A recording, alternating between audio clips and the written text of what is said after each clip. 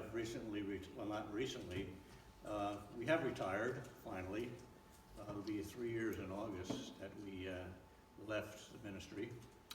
Actually, it was my third retirement. I took early retirement from IBM, and then I worked in Zarephath, taught out there for 10 years, and I retired from there, but the Lord had other plans, and we went to Carteret, and we pastored there for 13 years, and so here we are now.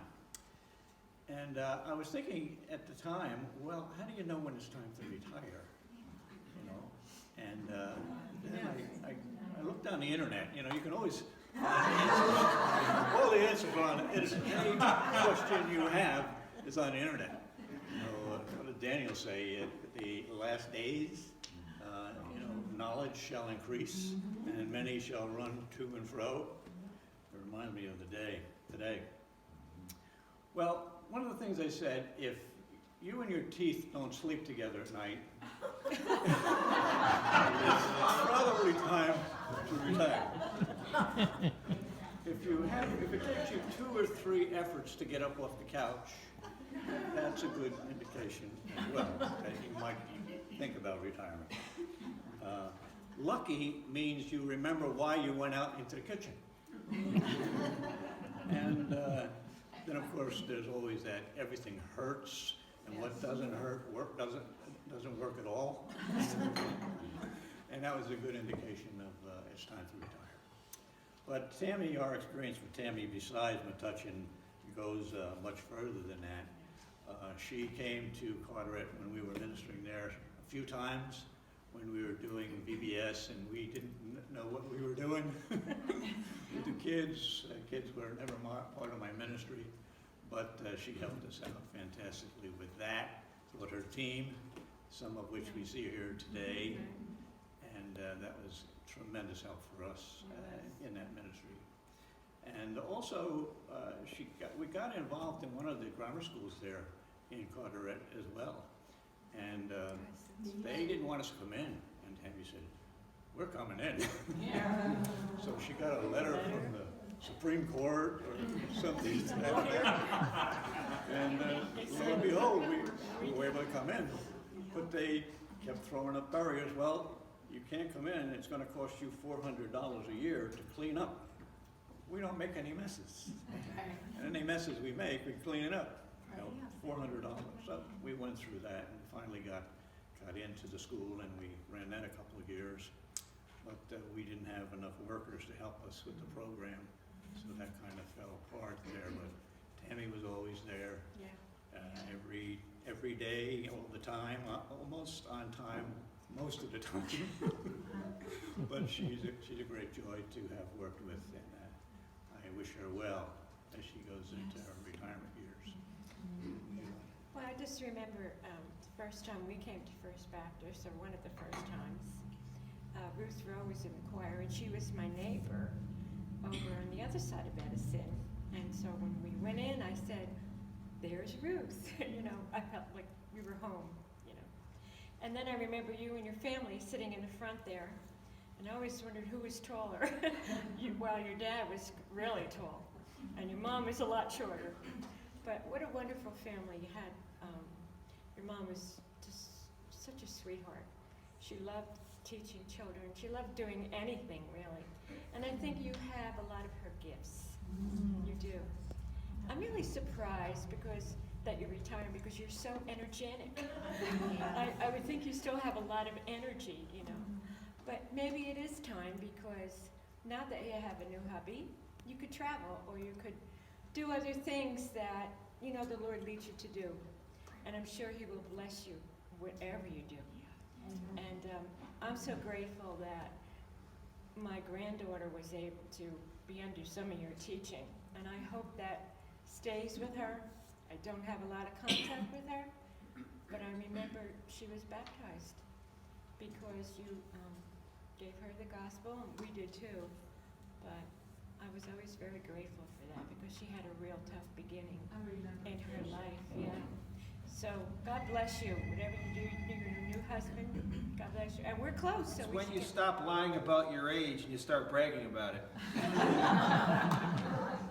When I came here 29 years ago, no, 23 years ago, Tammy was a staff member here working as a faith missionary in New Jersey.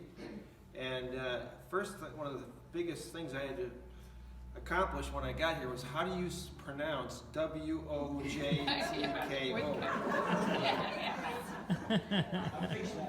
Thanks,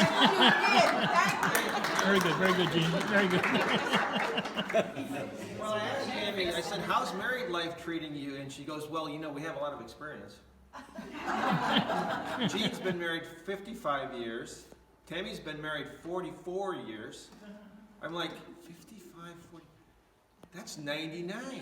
You guys couldn't get to 100? Slacker. Slackers. No, we were on the way over thinking, you know, probably June 31st or what, July 31st, that would be a half year each. Bam, it's 100. You know what I mean? So, we're really glad you're here. Yeah, Tammy has been a faithful servant of the Lord, working as a CEF staff member in a variety of roles for 25 years as a faith missionary. All during that time, people prayed for her and gave support for her and helped her to be out there reaching boys and girls with the gospel. Literally thousands of children came to hear the gospel under her teaching, in Good News clubs and 5-day clubs and special programs and fair ministry and so forth. She started as an office manager working out of New Egypt with Ira Hovey, our state director at that time. And then Charles Johnson became the state director, and she worked under him for a bit. That was in 91. In 92, she became a field worker with the Central Jersey chapter, which I know had Middlesex in it, and I think some other counties as well. And then in 1999, she became a state teacher trainer. She has the gift of teaching. Yes. A gifted teacher of children and also of adults. Very creative too. She always has creative, fun things. She'd always show up to some meeting with something different or something that she put some thought and creativity into. And then in 2009, she actually went to the Children's Ministry Institute to take instructor-teacher courses, level 1 and 2. She was invited to become a leadership training instructor, which is like the highest level of training in CEF. There's like 7 institutes around the world, and there's a few people who are leadership training instructors, and Tammy was invited to do that. Didn't work out with her schedule and traveling and so forth, but that's the kind of teacher that she was. And then in 2009, she became part of the Triumph County formation of the 3 M's, Mercer, Monmouth, and Middlesex. Is somebody to talk about that, or am I to talk about that? I'm to talk about that? Well, Nancy can talk about it. Nancy, you can talk about that a little bit? About Triumph? Yes. Okay. So, I asked Tammy about a couple of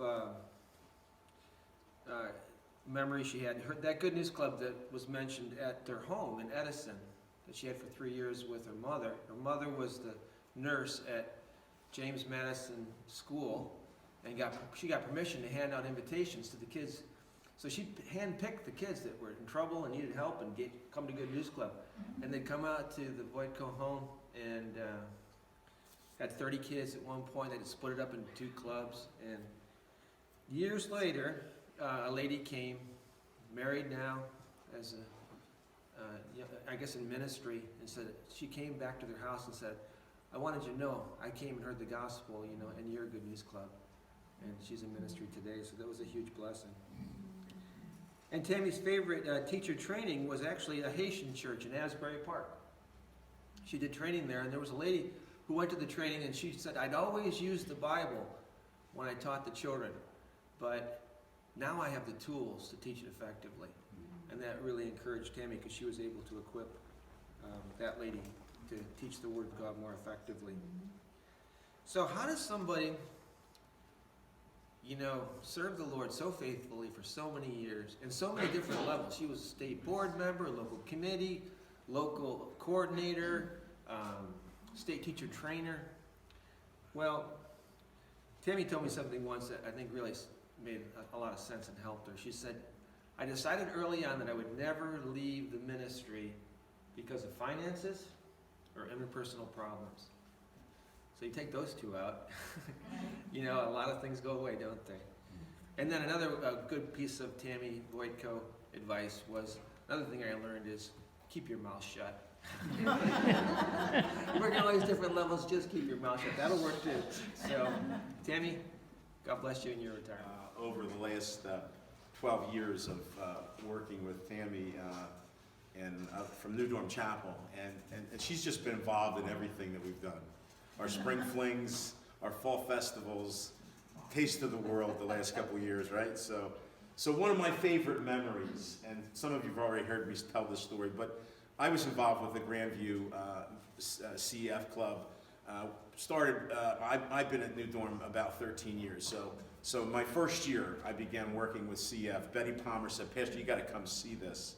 You got to be part of this. And so I was part of the thing that was going on. I went for training. They had training. I did the training, and one of my favorite memories from CEF, we had a little girl in our class. She was a second grader, and her name was Dan Ellis. And Dan Ellis, I just observed her, and what Tammy would do, she would do the teaching, and then she would direct the kids back to me in the back. I'd be in the back, and then they would come, and then I would pray with them and explain the plan of salvation, and then they would pray to trust Christ.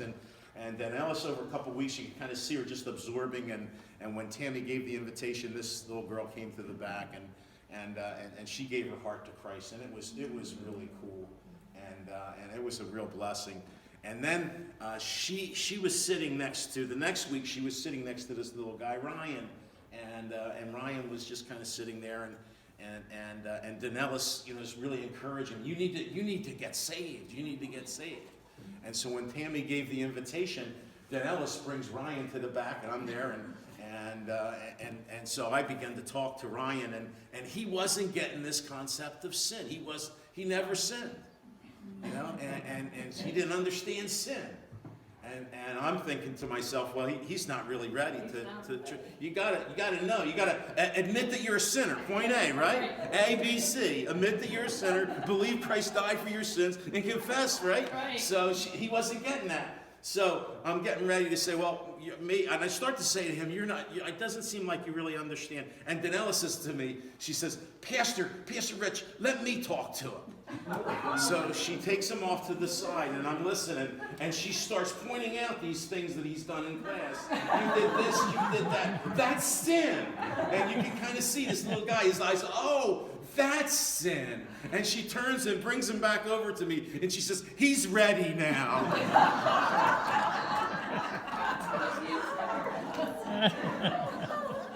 But I was just visiting with one of my guys, one of the senior guys in my church, a fellow that's 82 years old, and this fellow Angelo Moan has many years ago, 40, 50 years ago, he had CEF clubs in his home, and in recent years, over the last maybe year or so, he's been reconnecting with people through Facebook.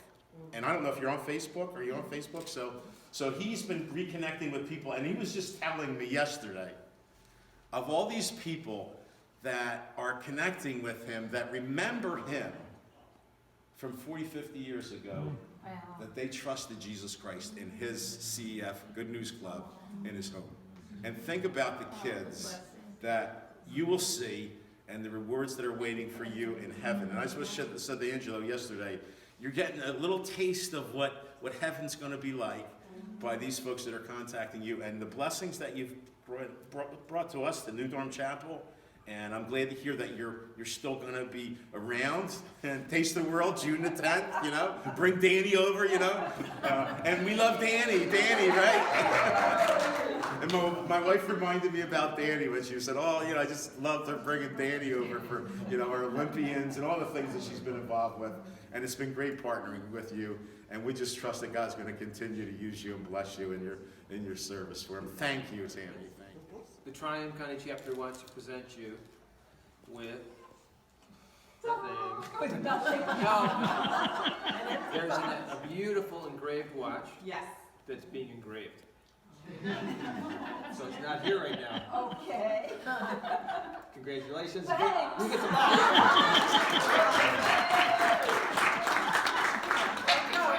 Stay right there. Don't go yet. You want to help too? Oh, good. want her to sit down. From the Triumph Committee, because you have given of yourself and your warmth, I felt we needed to give you something that you can wrap around yourself with our warmth for your retirement. So we sent for this, so hopefully you'll like it, but it's something that's very practical and that you can use at home. Ooh, look at this. You can hold it up. It's nice and Ooh.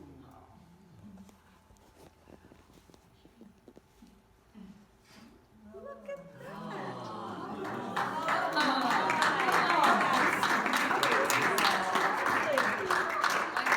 Keep you warm on the blankets while you're watching TV.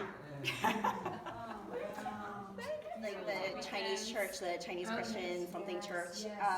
So we would go for a weekend, and I was there with Paul and Hannah and Liz and me.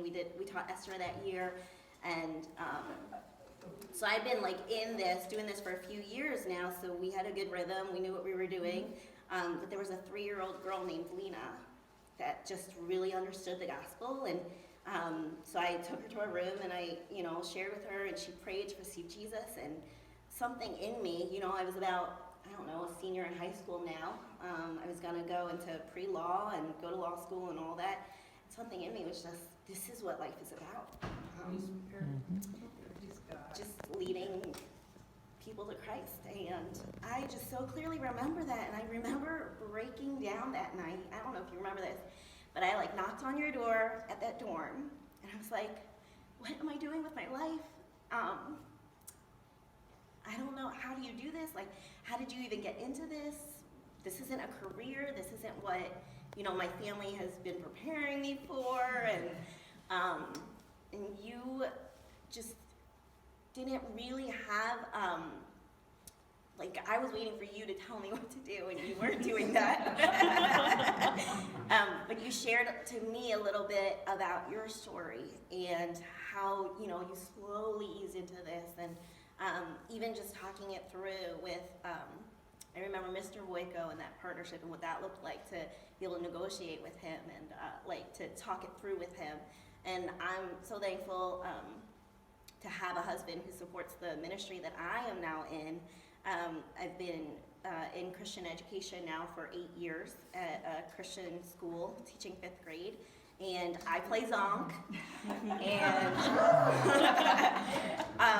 and we sing a lot of the songs that you have taught me, and all of my classroom management skills are because of you, the things that you do. You're just little to get somebody quiet. I can now do that because of Mrs. Wickle. the 5 rules. Yeah, yep, and then the look and listen, and some of my visuals are copied just after you. I remember the power visual with the starburst, and I just wanted to say thank you, just for not only for being such an integral part in my walk with Jesus, but in the ministry that now is continuing because of what you've invested in our life. So thank you. Much because I could just do this, and she pulled out her hearing aids, and I'm like, this lady, hilarious. I don't know. I think we can both say the same thing. We are very lucky to have grown up in such a strong church with Sunday school teachers like you, Mrs. Waco. That's wonderful. That is a huge part of my testimony. I don't have a major thing where I was involved in drugs and alcohol and then had a moment where I got saved. I got saved because Mrs. Voico, I think I was 7, at our vacation Bible school, gave the gospel presentation so clearly that it was a gift, and I didn't just have to know about the gift, but I had to take the gift and receive it. She had a mystery box with lollipops inside, and we got to reach in and take it, and it was that visual of taking it, and so I was saved when I was 7, and that's my testimony, and I am so thankful for that. And I just wanted to give some snippets, because you might not get to hear from every child that you've led to Christ, but so that was when I was 7. When I was 10, you were my Sunday school teacher in junior church too, and you taught me how to read a hymnal. I you know, people don't teach kids how to read hymnals, and that was like a major, you know, thing in my life. And One Day is still my favorite hymn because that's what we would sing every week, one day. Then when we don't know how old I was, I thought I was 13, maybe 13, 14 or 15. I was doing my TCE training because the Langhoff girls, girls that I grew up in church with, were part of CEF and wanted me to come do it, and I wanted to hang out with my friends. So I didn't know what I was getting into, but I went to a night vision that I think your kids definitely helped organize a lot of them. And so I did my TCE training, and I remember you were my evaluator for my gospel presentation, like leading the wordless book. And I was so nervous because it was Mrs. Woiko. And I know, I was like, she led me to Jesus, and now I have to pretend she's a kid. But that was just a major part of my life, to be able to effectively teach the gospel, not only to children, but to people my own age at school, in high school.